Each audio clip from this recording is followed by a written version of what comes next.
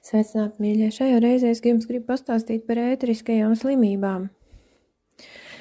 Pieļauju domu, ka jūsos jau rodas spriedzi ar domu, ak, kungs, vēl kaut kas. Nē, tik traki nav. Te nav runa par jaunām slimībām, te ir runa par esošo slimību, arī transformāciju, ja tā var teikt. Mēs transformējamies tā visām vibrācijām ar visu, un slimības dara tieši to pašu.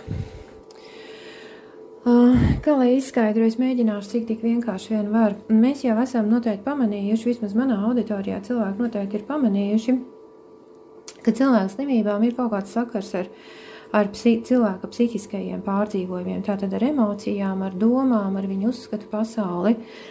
Saka, lieto tādu izteicienu kā psihosomatika, ja tātad somatiskajā līmenī ir kaut kādas izpausmes, kaut kādi notikumi un procesi, kuru sakne ir meklējama cilvēka psihē. Tas jau mums ir tāds pierasts jau tomēr, samērā pierasts jau priekšstats par to, kā lietas notiek. Ziniet, kas tagad notiek? Tās pašas lietas, tās pašas kaitas un slimības tagad atrod, es nezinu, varbūt tur vienmēr tā ir bijis, es nezinu, bet atrod dziļāku sakni, dvēseles līmenis, kur slimība un kaut kāda kaite un simptomi dažādi, fiziska rakstura simptomi, ir saistīti ar notikumiem, ar procesiem cilvēka ēteriskajā ķermenī, varētu labi teikt enerģētiskajā ķermenī, var teikt arī citādāk dvēseles līmenī. Tas pats princips, kas psihosomatikas gadījumā, tikai runa ir par dziļāka līmeņa procesiem, kuros veidojas, briest, balstās, veidojas šie priekšnoteikumi kādiem fiziskiem notikumiem un procesiem. Tās ir ēteriskās slimības. Tām ir dziļāka sakna. Viņas arī ilgāk, man šķiet, briest, līdz kamēr cilvēks viņas pamana, jo īpaši tad, ja cilvēks nav īpaši uzmanīgs pret savām iekšējām izjūtām, un tad, kad šāda dziļuma, tātad dvēseles dziļuma izjūtas sasniedz cilvēka fizisko ķermeni, tad jau tas nozīmē, ka cilvēka fiziskais ķermenis, un viņa dvēsele burtiski jau kliedz, varbūt pat ne kliedz, bet ķērts, spiedz, es nezinu, taisa kaut kādas nedabiskas skaņas, tā teikt, vai tiešām tu neko nesaproti, vai tiešām tu neko nevari izdarīt. Un ko es saprotu šajos laikos, tādā ziņā, ka šajos, gados, kad notiek tāda aktīvāk tie pārējais procesi, jo īpaši šajā gadā arvien spēcīgāk parādās šo slimību un dažādu fizisko slimības simptomu saikne ar cilvēka piedzīvojumiem un pārdzīvojumiem tieši enerģētiskajā dvēseles līmenī. Tāpēc tās slimības fiziski, es neesmu daktars, mīļie, es nevaru tik precīzi, es nevaru apgalvot, kas ir mediķi un kam ir sakars ar dziedniecību, jūs varat precizēt un papildināt, bet man liekas, ka arī šie slimību simptomi iegūst tādu haotiskāku, neskaidrāku dabu. Ja kādai slimībai kādreiz bija noteikts tas, un tad viņam visticamāk ir tāda un tāda slimība, tāds un tāds simptoms, tur tā simptoma kaut kāda buķetīte, liecina par tādu un tādu kaiti, atliek izdarīt, ja vien ir iespējams kāds analīzes apstiprināt un viss notiekās. Tad tagad simptomi varētu būt tādi, kas liecina par veselu čupu slimību. Tādi nenoteikti šie simptomi varētu būt grūti atpazīt kaut kādu slimību. Un var gadīties, ka cilvēks aiziet pie ārsta un veic visus iespējamās izmeklējumus un izrādās, ka slimība jau arī nemaz nav. Tādā izpratnē, kādā mediķi to saprot. Ka ir kaut kādi audu bojājumi, tur kaut kādas baktērijas vai vīrusi, vai fig viņi zina, kas viņiem vēl tur visādi var būt. Kad ar tām parastajām metodēm neko īpaši nevar konstatēt. Kad tā slimība vairāk līdzinās fantomam. Kā klasiskajā psiholoģijā, kad cilvēki pirmo reizi to atklāja, tas jau ir iegājis klasikā, vienmēr to visiem stāsta, kad cilvēki ar amputētiem locekļiem piedzīvo sāpes joprojām tajos locekļos. fiziski tā kāja, teiksim, cilvēkam ir amputēta, bet viņa tā sāp, ka, vienkārši nevar, ir jāšpricē tā, it kā viņš būtu vēl ar visu kāju. Visas pazīmes, visi simptomi ir, viss, tur neko nevar darīt. Cilvēks to jūt.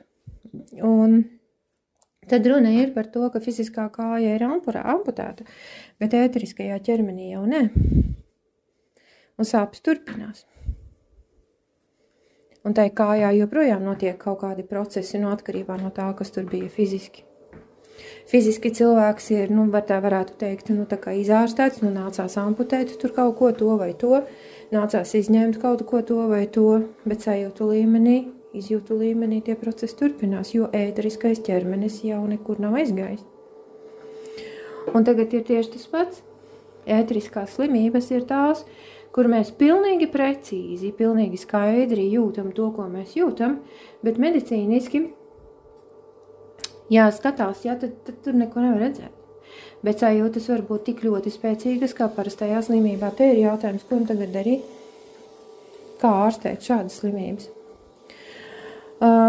Hekātes stāstos bija par šīm slimībām stāstīts, ka pēc šiem stāstiem es pateikšu vienkāršākos savos vārdos, ka runa ir par to, ka cilvēks būs spiests mācīties savu ķermeni, tātad arī ne tikai fizisko, bet vispirms jau ēterisko, vadīt caur savu apziņu. Viņam pašam būs jākļūst par dakteri sev, jo ēteriskais ķermenis signalizē par kaut kādu disharmoniju cilvēku iekšējā pasaulē. Tieši iekšējā pasaulē, cilvēka apziņā.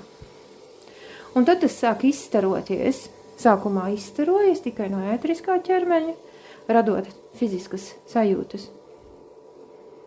Bet ar laiku var kļūt arī par slimību. Un cilvēks nevarēdams, jācer, ka ir tādi cilvēki, kuri arī nevar savienoties ar kaut kādiem simptomiem. Viņi tik ilgi meklē, kamēr atrod to, kas viņam bija jāatrod. Tātad savu iekšējo procesu vadību tā, lai uzturētu savu fizisko ķermeni un jau arī ēterisko ķermeni pie labas veselības. Lai man nekas nesāp, lai nekādi simptomi man tur netraucē, un lai mans ķermenis, ne tikai fiziskais, bet arī ēteriskais ķermenis, tātad abi divi kopā, harmoniski, dara to, kas viņiem būtu jādara. Kas nosaka to, kas jādara? Es ar savu apziņu, cilvēks ar savu apziņu nosaka to, kas ķermenim ir jādara. Tieši ar apziņu, kur apziņa ir kaut kas līdzīgs šoferītim, bet ķermenis ar visiem tā apvalkiem ir kaut kas līdzīgs mašīnai.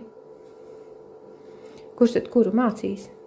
Sabojāta mašīna liks kaut ko darīt šoferītim, pielāgoties, adaptēties, vai tomēr otrādi?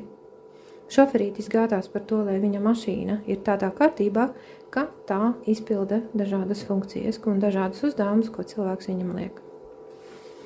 Runa ir par tādām ēteriskajām slimībām. Pagaidām tikai un vienīgi koncepta līmenī, ka kaut kas tāds cilvēcei tagad tiek dots.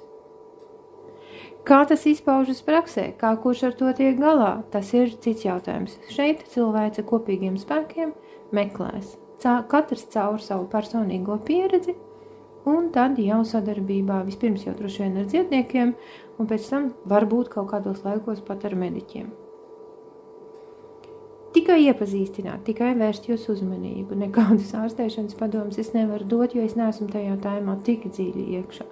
Es vienkārši informēju par to, ka, ja jums ir tā iespēja, ja jums ir kontakti ar kādiem cilvēkiem, vai paši darbojaties šajā laukā, vai paši piedzīvojat kaut ko tādu, kas varētu būt ēteriskā slimība, tad jums noteikti būs aktuāli kādi jautājumi, uz kuriem jums nāksies meklēt atbildes. Nekur mēs neliksimies, mīļie, cilvēce turpina augt un attīstīties, jo evolūcijas process jau nav beidzies. Evolūcijas procesos tagad notiek izmaiņas, ka vieni kaut kādi rezultāti ir sasniegti un nākamie jau tiek izvirzīti.